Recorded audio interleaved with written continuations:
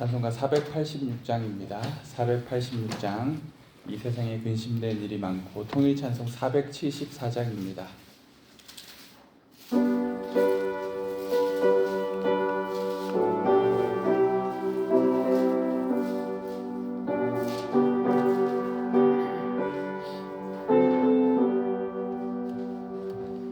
이 세상에 근심된 일이 많고 참 평안을 몰랐구나. 내 주 예수 나로라 부르시니 곧 평안히 쉬리로다. 주 예수의 구원의 은혜로다. 참 기쁘고 즐겁구나. 그 은혜를 영원히 누리겠네. 곧 평안히 쉬리로다. 이 세상에 공고한 일이 많고 참 쉬는 날 없었구나. 내 주 예수 날 사랑하시오니 곧 평안히 쉬리로다. 주 예수의 구원의 은혜로다. 참 기쁘고 즐겁구나. 그 은혜를 영원히 누리겠네. 곧 평안히 쉬리로다. 이 세상에 죄악된 일이 많고 참 죽을 일 쌓였구나. 내 주 예수 날 건져 주시오니 곧 평안히 쉬리로다. 주 예수의 구원의 은혜로다. 참 기쁘고 즐겁구나. 그 은혜를 영원히 누리겠네. 곧 평안히 쉬리로다. 아멘. 488장 이 몸의 소망 구원가 통일 찬송 539장입니다.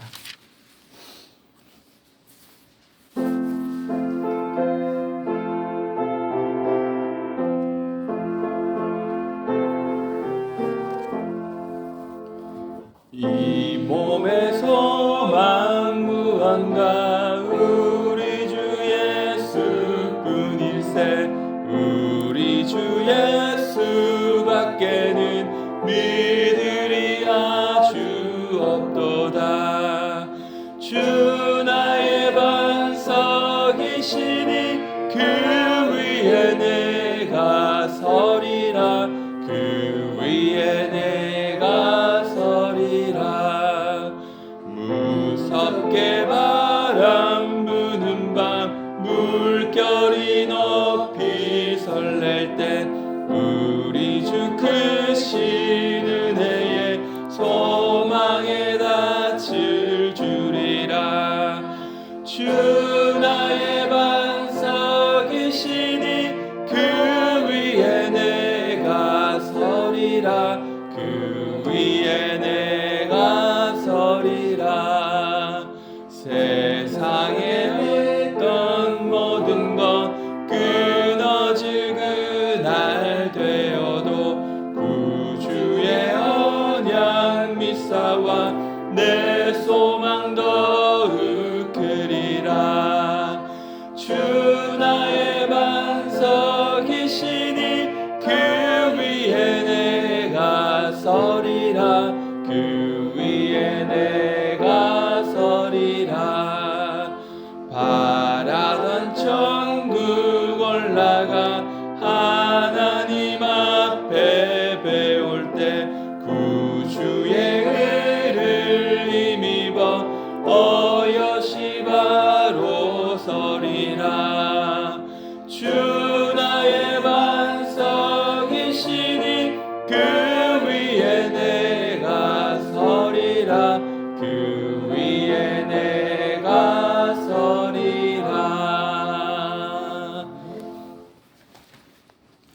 오늘 말씀 여호수아 24장 말씀입니다. 여호수아 24장의 말씀입니다.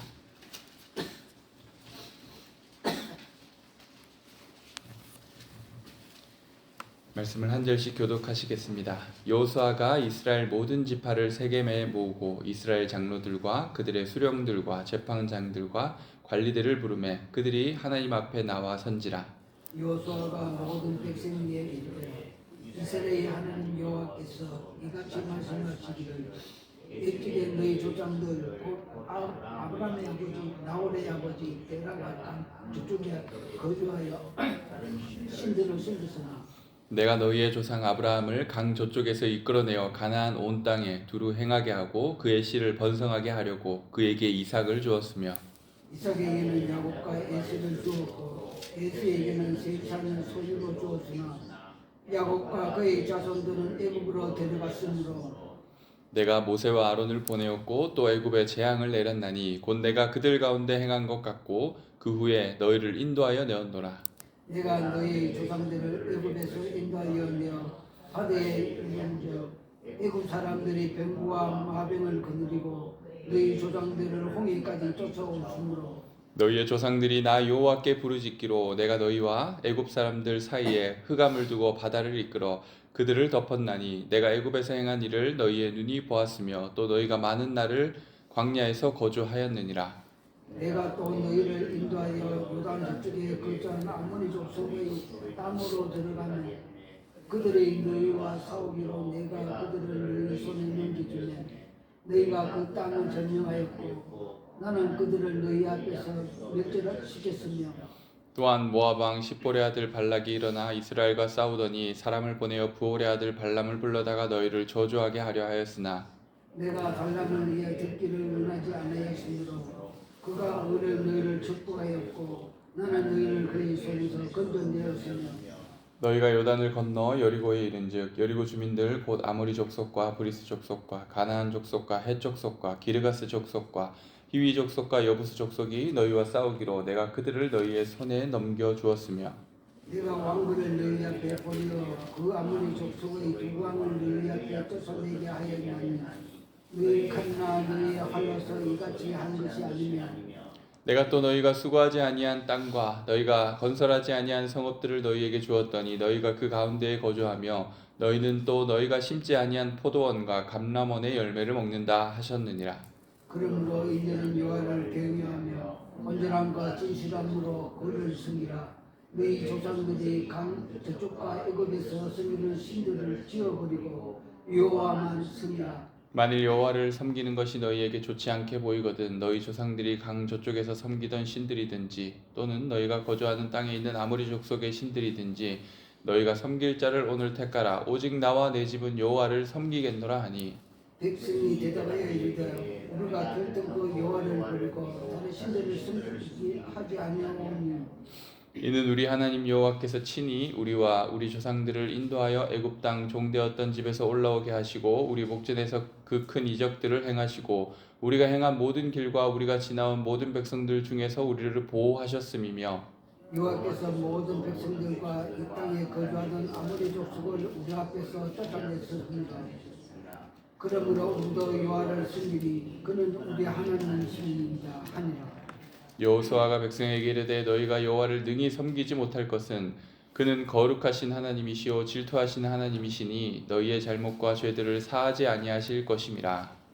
만일 너희가 여호와를 버리고 이방 신들을 섬기면 너희에게 복을 내리실 후에라도 돌이켜 너희에게 재앙을 내리시고 너희를 멸하시리라 하니 백성이 여호수아에게 말하되 아니니이다 우리가 여호와를 섬기겠나이다 하는지라.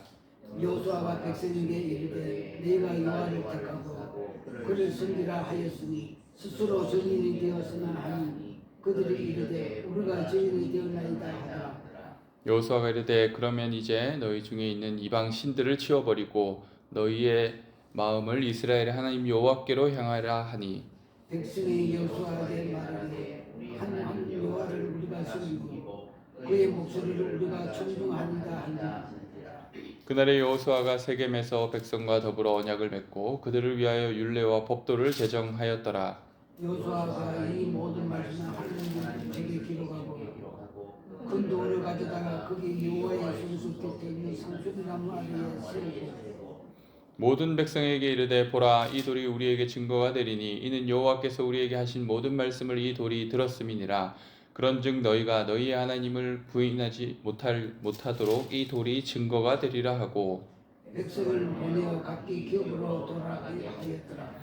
이 일 후에 여호와의 종 눈의 아들 여호수아가 110세에 죽음에 그들이 그들을 위해 기업이 경계한 담메세가 장사였으나 이들에서는 에브라임 산지 가라스 쪽 북쪽이었더라.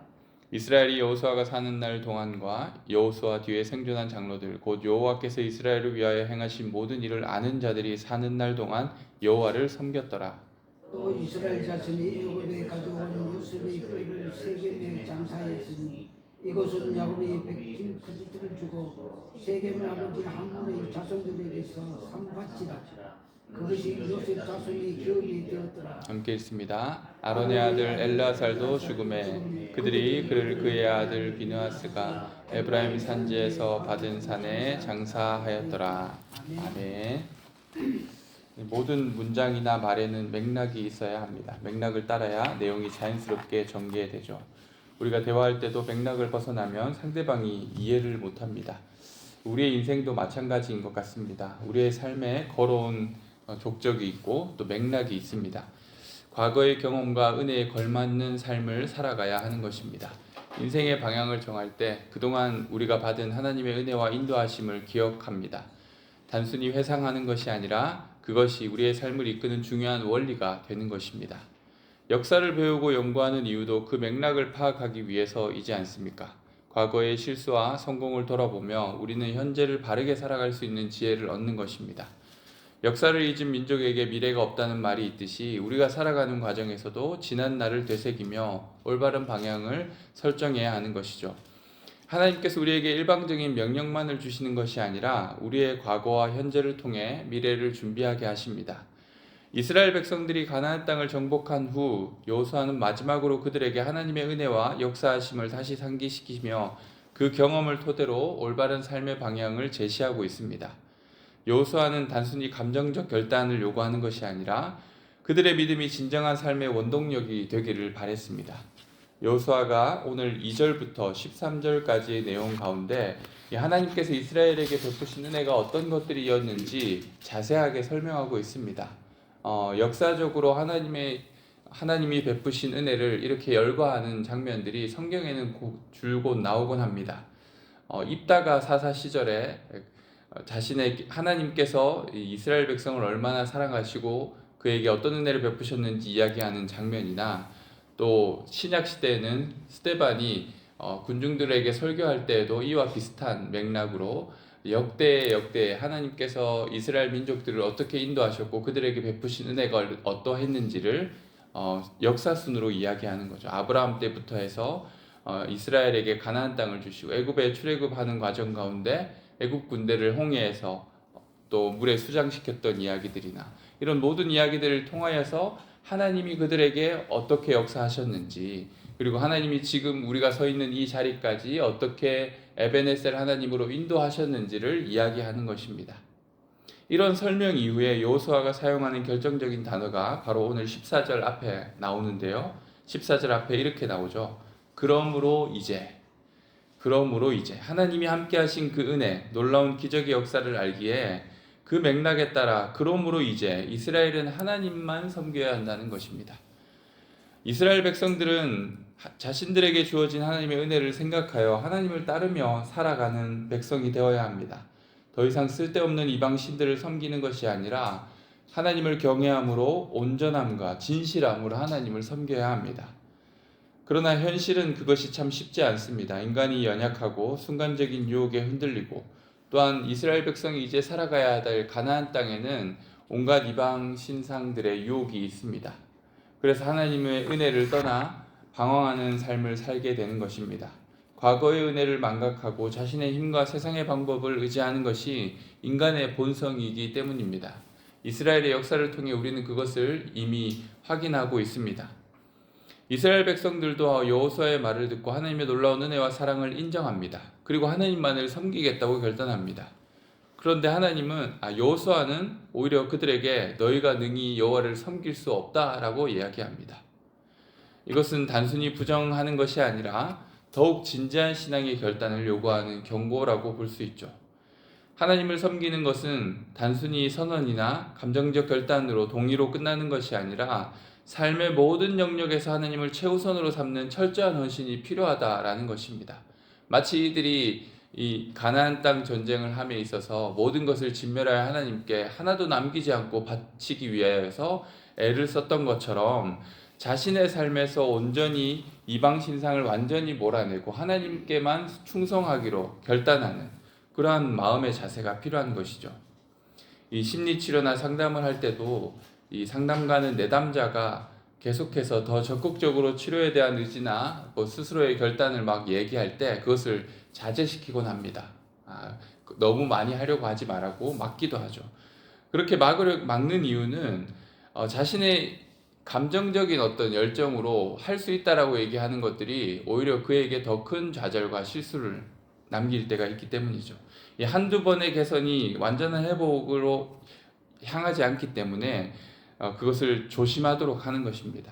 마찬가지로 여호수아는 그들의 그냥 입바른 말로서 그치지 않도록 그것이 그들의 삶의 온전한 헌신, 100% 헌신으로 하나님 앞에 드려질 수 있도록 그들이 온전히 하나님을 섬길 수 없을 것이다 라고 한번 그들을 제지시키는 것이죠.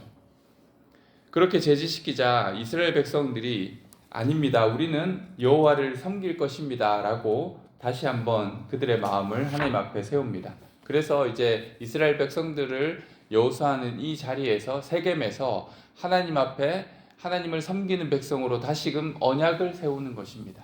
그래서 시내산에서 하나님 앞에 이스라엘 백성이 이제 우리는 하나님의 백성입니다 라고 언약을 맺었고, 그리고 모세가 가나안 땅을 건너기 전에 모압 땅 앞에서 신명기에서 나오는 것처럼 너희는 이제 하나님만을 섬기는 백성이 되어라, 우리는 그렇게 하겠습니다 라고 모압 땅에서 언약을 세웠던 것처럼 여호수아도 자신이 말년에 죽기 직전에 이스라엘 백성 모두를 하나님 앞에 세워서 하나님만 섬기는 백성으로 언약을, 약속을 맺게 하는 것입니다.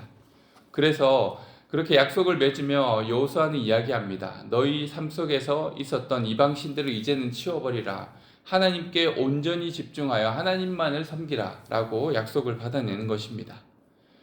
그래서 하나님께서 우리에게 약속을 주시고 하나님이 우리를 인도해 주시고 우리의 삶을 하나님의 은혜 가운데 지켜주시고 보호하여 주셨던 것처럼 우리의 삶을 이제는 하나님께만 세우는 것입니다.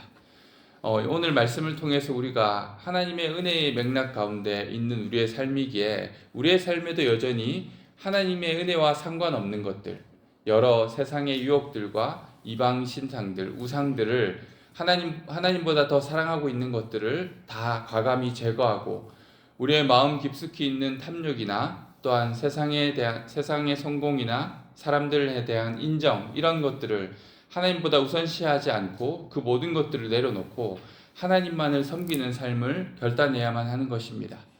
여호수아 24장 31절을 보면 우리는 중요한 교훈을 얻을 수 있는데요. 여호수아와 그리고 하나님을 알던 그 세대가 지나갈 때까지는 하나님을 잘 섬겼다, 이렇게 이야기하고 있죠. 이것이 마치 사사기 시대의 어둠으로 넘어가는 장면의 예시를 보여주고 있는 것 같습니다. 여호와를 섬기는 일이 지속될 수 있었던 것은 그 은혜의 역사를 경험한 사람들이 살아있는 동안에만 가능했습니다. 신앙은 그냥 자연스럽게 흘러가지 않는다라는 거예요. 의도적으로 가르치고 보여주고 전수해야지만 다음 세대에 전해진다라는 겁니다.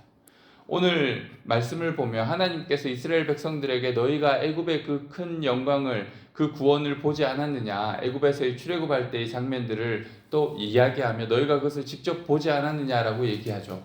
그런데 여호수아 앞에 서 있는 세대는 애굽의 그 출애굽을 경험하지 않은 세대도 있습니다. 이미 광야에서 태어난 사람들도 있는 거죠. 그런데 그들에게 너희가 보지 않았느냐라고 말하는 것은 그 세대는 믿음 안에서 자신의 신앙이 전수되어지고 있던 세대였다라는 것이죠. 이와 같이 지금의 우리가 가지고 있는 하나님에 대한 신앙이 다음 세대에게 동일하게 흘러가야 한다라는 겁니다. 내가 알고 경험한 그 하나님이 우리 자녀 세대에 전해질 수 있는 것은 무엇 때문에 가능할까?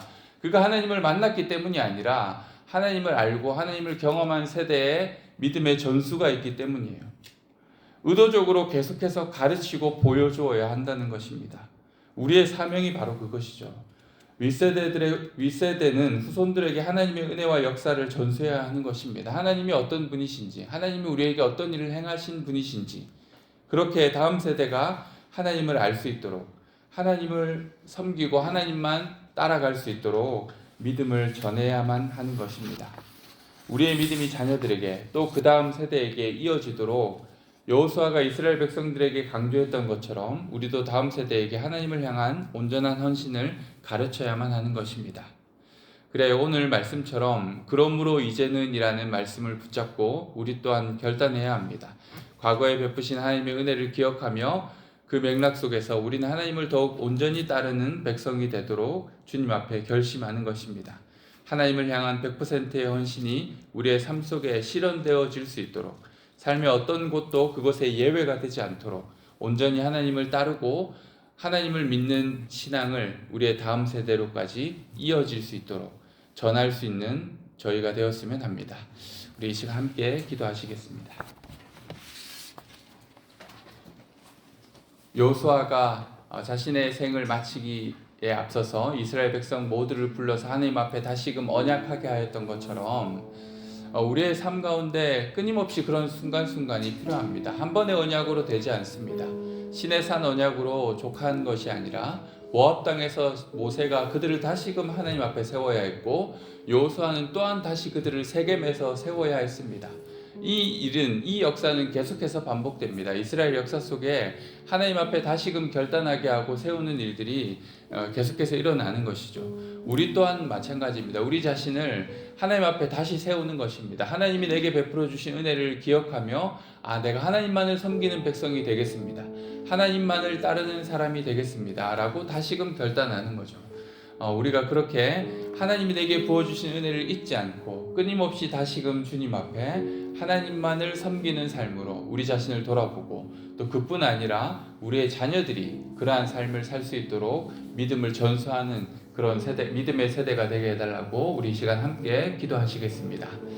하나님 아버지, 여호수아가 이스라엘 백성 모두를 세겜에서 하나님 앞에 세워 하나님 앞에 언약하게 하였던 것처럼 하나님 아버지, 우리가 우리 자신을 끊임없이 다시금 하나님 앞에 세우길 원합니다. 하나님께서 우리에게 베풀어 주신 은혜가 너무나도 분명하고 확실하여 그 은혜의 삶을 우리가 고백할 수밖에 없사오니 하나님 아버지, 그 은혜 받은 삶으로 그러므로 이제 하나님을 섬기는 삶, 온전히 경외함으로 주님만을 진실하게 섬기는 삶이 되기를 원합니다. 그렇게 다시 한번 주님 앞에 결단하고 주님을 따르고 섬기며 내 삶 가운데 하나님이 기뻐하시지 않는 모든 우상들, 하나님을 섬기는데 방해가 되는 것들을 다 절연하여 끊어내고 또 하나님 아버지 앞에 날마다 신실한 믿음으로 설 수 있는 저희들 되게 하여 주옵소서. 하나님, 그뿐 아니라 우리의 믿음을 전수하길 원합니다. 우리의 믿음을 가르치고 전하여 주게 하여 주셔서 우리의 다음 세대가 나와 같은 믿음으로 하나님을 고백하며 하나님을 섬길 수 있게 우리의 신앙이 전수되어질 수 있게 하여 주옵소서. 우리 삼덕교회가 그러한 일들을 아버지 하나님 끊어지지 않고 이어갈 수 있는 그런 교회가 되게 하여 주옵소서. 우리의 다음 세대들에게 우리의 신앙을 전수하게 하여 주시고 하나님만을 섬기는 신실한 믿음을 전수하는 그런 거룩한 공동체가 되게 하여 주옵소서.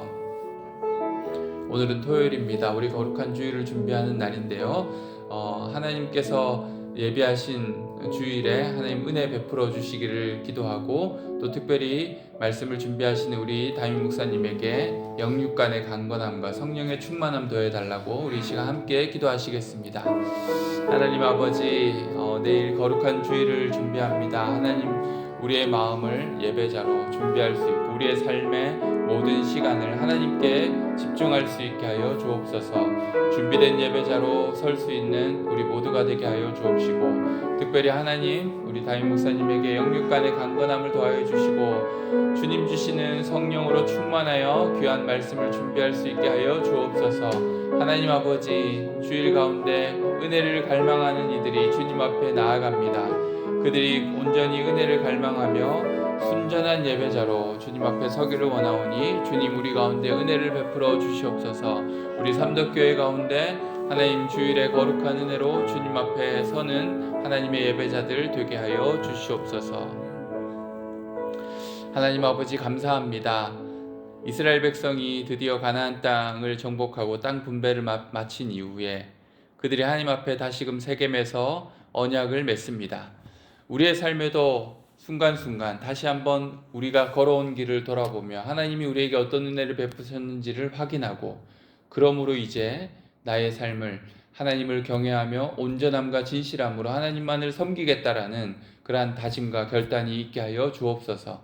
그래야 하나님께 영광 돌리는 하나님의 백성이 되게 하여 주옵시고, 그것이 우리의 세대에서 끝나는 것이 아니라 다음 세대로까지 이어질 수 있도록 우리의 거룩한 믿음을 다음 세대에 전수할 수 있는 거룩한 공동체 되게 하여 주옵소서.